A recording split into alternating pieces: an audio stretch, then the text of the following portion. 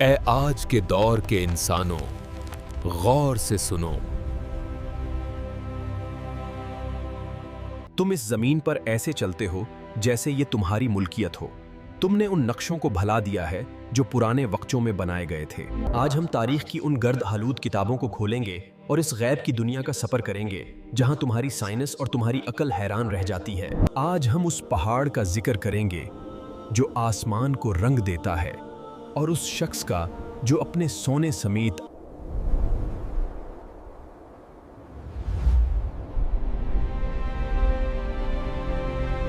کہا جاتا ہے کہ اس زمین کے چاروں طرف سمندروں اور برف کی دیواروں کے پار ایک پہاڑ ہے جسے کوہ قاف کہا جاتا ہے۔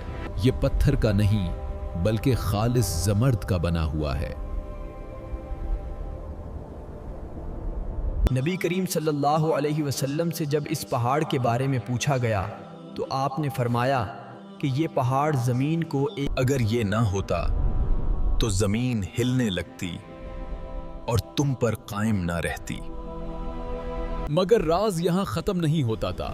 اس پہاڑ کے پیچھے دو شہر بستے ہیں، وہ تھے جابل قا اور جابل سا۔ کہا جاتا ہے کہ ان شہروں کے 10,000 دروازے ہیں اور ہر رات 10,000 نئے پہرے دار وہاں کھڑے ہوتے ہیں۔ وہ وہاں اللہ کی عبادت کرتے ہیں، ایک ایسی نورانی دنیا میں جہاں سورج اور چاند کی ضرورت نہیں۔ وہ ہم سے لیکن جہاں کوہ قاف بلندی کی مثال ہے، وہیں زمین کے نیچے ایک عبرتناک داستان دفن ہے۔ ذرا نیچے دیکھو، اپنے پیروں کے نیچے۔ کیا تم جانتے ہو کہ آج بھی زمین کے پیٹ میں ایک شخص چیخ رہا ہے؟ وہ قارون تھا۔ وہ موسی علیہ السلام کا چچا زاد بھائی تھا۔ اس کے خزانوں کی چابیاں اٹھانے کے لیے 40 طاقتور مردوں کی جماعت چاہیے ہوتی تھی۔ روایات کہتی ہیں کہ وہ علم کیمیا جانتا تھا۔ وہ مٹی کو سونا بنانے کا ہنر سیکھ چکا تھا۔ مگر اس علم نے اسے تکبر میں مبتلا کر دیا۔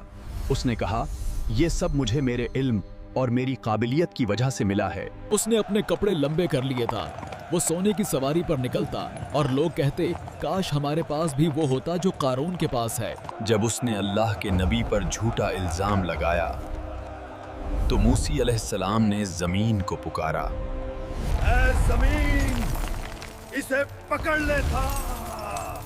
زمین نے پہلے اس کے پاؤں پکڑے۔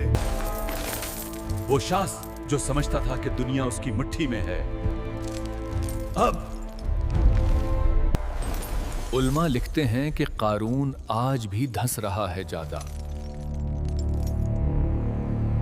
اس کا سونا اس کے کسی کام نہ آیا، بلکہ وہی اس کے گلے کا پھندا بھا گیا۔ اور اگر تم سوچتے ہو کہ تمہاری ٹیکنالوجی اور تمہاری اونچی عمارتیں تمہیں اچا لیں گی تو نوح علیہ السلام کی قوم کو یاد کرو۔ 950 سال قریب 1000 سال تک وہ نبی انہیں سمجھاتا رہا، مگر وہ ہنستے تھے۔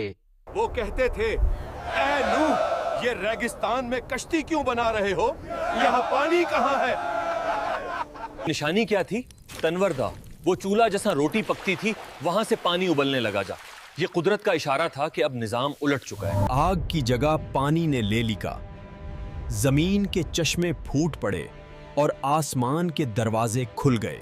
اس دن کوئی اونچی چوٹی، کوئی مضبوط محل کام نہ آیا۔ حتیٰ کہ نوح علیہ السلام کا اپنا بیٹا جو سمجھتا تھا کہ وہ پہاڑ پر چڑھ کر بچ جائے گا، وہ بھی موجوں کی نظر ہو گیا۔ کیونکہ جب اللہ کا فیصلہ آتا ہے تو صرف وہ بچتا ہے جو کشتی نجات میں سوار ہو ٹھار۔ اور تم تیمور کی کہانی سنتے ہو، وہ بادشاہ جس نے ایک دن کی بادشاہت مانگی تھی، جب شام ہوئی اور خزانہ خالی ہو گیا تو آج فیصلہ تمہارے ہاتھ میں ہے یار۔ کیا تم قارون کی طرح دھسنا چاہتے ہو؟ یاد رکھو، تمہاری دولت یہاں رہ جائے گی، تمہاری ڈگریاں مٹی ہو جائیں گی، مگر تمہارا کردار اور تمہارا ایمان تمہارے ساتھ جائے گا۔ اپنے دل کے بادشاہ بنو، اس سے پہلے کہ تمہاری زندگی کا سورج ہمیشہ کے لیے غروب ہو جائے۔